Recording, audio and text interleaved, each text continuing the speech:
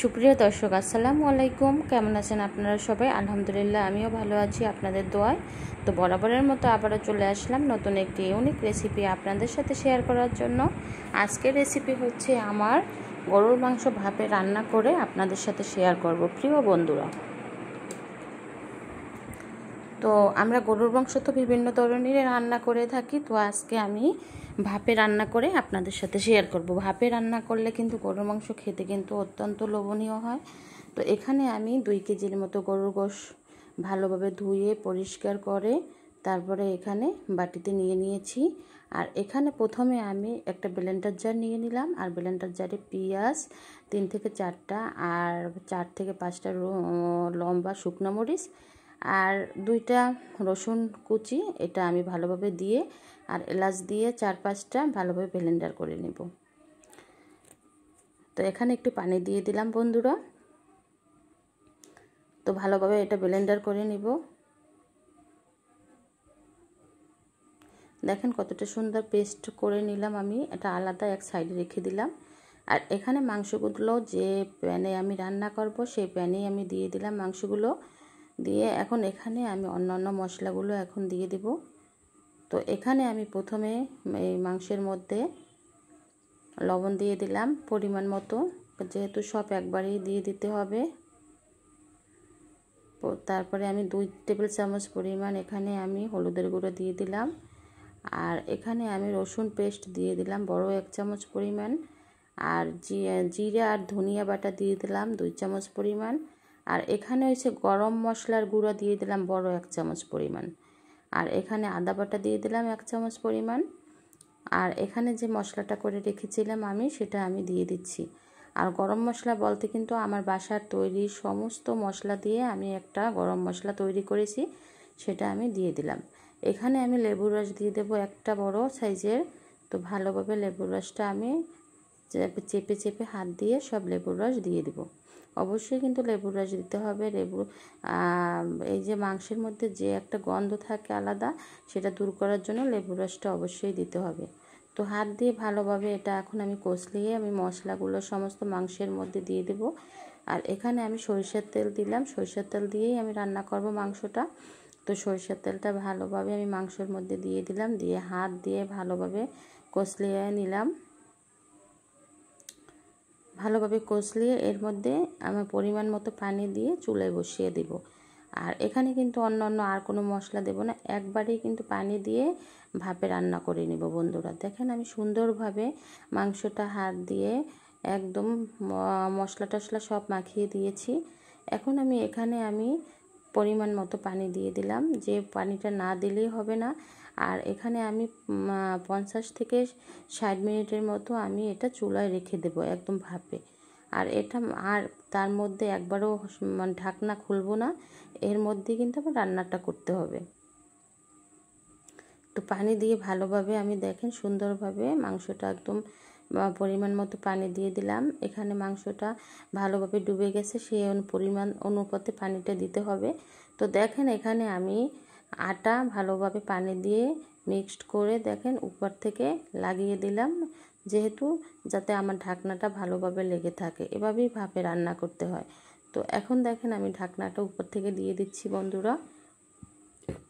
এমনভাবে মিশে গেছে এই ঢাকনাটা, একদমই কিন্তু কোনো ফাঁকা নেই, একদম পুরোটাই কিন্তু আটকে গেছে, যেহেতু আমি আটা ভালোভাবে পানি দিয়ে গুলিয়ে এভাবে দিয়ে দিয়েছি উপরে ঢাকনা আর প্যানের সাথে লাগিয়ে দিয়েছি।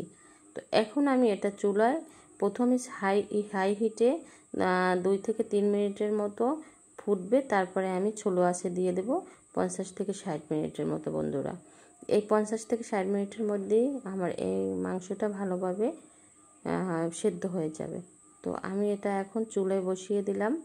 আর আমার ঢাকনার উপর যে ছিদ্রটা, এটাও আমি বন্ধ করে দিব বন্ধুরা। তো এখন কিন্তু আমি চুলা অন করে দিয়েছি। যখন আমি এটা ফুটবে, ফোটার পরে আমি উপর ঢাকনা, যেহেতু আমার কাঁচের ঢাকনা আছে, উপর থেকে সব ভালোভাবে দেখা যায়। তো দেখেন আমার কিন্তু এই 50 মিনিট পর আমি চলে আসছি। দেখেন কতটা ঢাকনাটা একদম পুরো আটকে গেছে। 50 মিনিট পরে আমি চলে আসলাম। এখন একটা ছুরির সাহায্যে ভালোভাবে আমি এই ঢাকনার এই যে আটাগুলো ভালোভাবে ছাড়িয়ে নিব। এটা কিন্তু বেশ শক্ত হয়ে গেছে, দেখেন উঠিয়ে নিলাম। নেওয়ার পরে এখন আমি ভালোভাবে মাংসটা অন্য একটা পাতিলে নামিয়ে নেব। দেখেন আমার মাংসটা কিন্তু 50 মিনিটের মধ্যে মোটামুটি ভালো সেদ্ধ হয়ে গেছে। আপনাদের সাথে শেয়ার করব বন্ধুরা। নাড়িয়ে চাড়িয়ে দিচ্ছি একটা স্প্যাচুলার সাহায্যে। এখন এটা আমি অন্য একটা পাত্রে নামিয়ে নেব। ওখানে নামিয়ে নেওয়ার পরে আমি 10 মিনিটের মতো রান্না করে নেব। একটা মাংস উঠিয়ে দিলাম, দেখেন মাংসটা কীরকম সেদ্ধ হয়ে গেছে, নরম হয়ে গেছে। এখন আমার অন্য প্যানে আমি উঠিয়ে আমি একটু ভালোভাবে আবার 10 মিনিট ফুটিয়ে নেব। তো এখানে আমি একটা রসুন ভালোভাবে থেতো করে দিয়ে দিচ্ছি, যেহেতু একটা সুঘ্রাণ আসার জন্য, যেহেতু গরুর মাংস। আর গোটা 3টা আমি রসুন দিয়ে দিয়েছি, দিয়ে ভালোভাবে আমি এটা 10 থেকে 15 মিনিটের মতো একটু ভালোভাবে রান্না করে নেব। আর ভাপে এভাবে রান্না করলে কিন্তু খেতে কিন্তু অনেক বেশি লোভনীয় হয়। আমি 1 কাপের মতো পানি আর একটু দিয়ে দিলাম বন্ধুরা, দিয়ে ভালোভাবে ঢাকনা দিয়ে আমি 10 মিনিটের মতো এটা ঢাকনা দিয়ে আমি চুলার জালটা হাই হিটে আমি বাড়িয়ে দিব। তো দেখেন আমি আর একটু মাংসটা আমি আপনাদের সাথে শেয়ার করতেছি, যে মাংসটা আর একটু হলে মানে মাংসটা একটু সফট হলে কিন্তু খেতে অনেক বেশি লোভনীয় হয়। তাই আমি আরেকটু সফট করার জন্য 10 মিনিটের জন্য রান্না করে নেব। তো ঢাকনা উঠিয়ে নামিয়ে আমি দেখেন রান্না করে নিচ্ছি বন্ধুরা। আর এই 10 মিনিটের মধ্যে কিন্তু আমার যে গোটা রসুনগুলো দিয়েছি এটাও কিন্তু ভালোভাবে সিদ্ধ হয়ে যাবে। আপনারা একদিন এভাবে তাড়াহুড়া যদি থাকে আপনাদের মধ্যে, ব্যস্ততা থাকে, এভাবে ভাপে দিয়ে কিন্তু আপনারা সুন্দরভাবে মাংস রান্না করতে পারেন। আর এই ভাপে রান্না করলে কিন্তু সেদ্ধ তাড়াতাড়ি হয়ে যায় আর একদম নিরিবিলিভাবে রান্না করা যায়। তো দেখেন আমি ঢাকনা উঠিয়ে উঠিয়ে বারবারে আমি নাড়িয়ে চাড়িয়ে দিচ্ছি, যেহেতু নিচে না লেগে যায়। তো দেখেন আমার সব রেডি হয়ে গেল মাংস রান্না। উপর থেকে আমি যে জিরার গুঁড়োটা দিয়ে দিলাম, ভাজা জিরার গুঁড়ো দিয়ে আমি এখন নামিয়ে নিচ্ছি বন্ধুরা। কালারটাও সুন্দর চলে আসছে আর মাংসটা কিন্তু বেশ সেদ্ধ হয়ে গেছে, রসুনটাও সেদ্ধ হয়ে গেছে। আমি ভালোভাবে নাড়িয়ে চাড়িয়ে আবার দেখাচ্ছি যে জিরার গুঁড়োটা দেওয়ার পরে একটু জালটা দিয়ে আমি এখন নামিয়ে নিব। আমার অনেক সুন্দরভাবে মাংসটা সেদ্ধ হয়ে গেছে বন্ধুরা। আর যারা যারা আমার ভিডিওটি দেখছেন এখনও লাইক দিতে ভুলে গেছেন, প্লিজ একটি লাইক দিয়ে আমার ভিডিওটি দেখেন আর একটি সাবস্ক্রাইব করে আমার পরিবারের পাশে থেকে যান। লাইক, কমেন্ট এবং শেয়ার করে দিবেন বেশি বেশি করে। আপনাদের জন্যই এত দূর আগানো বন্ধুরা। আমি কিন্তু মাংসটা উঠিয়ে নিয়েছি এবং একটা টেবিলে একটা বাটিতে আমি ভালোভাবে এটা সার্ভ করে পরিবেশন করে আপনাদের সাথে শেয়ার করতেছি বন্ধুরা। দেখেন আমার মাংসটা কিন্তু ভালোভাবে বাটিতে পরিবেশন করা হয়ে গেল।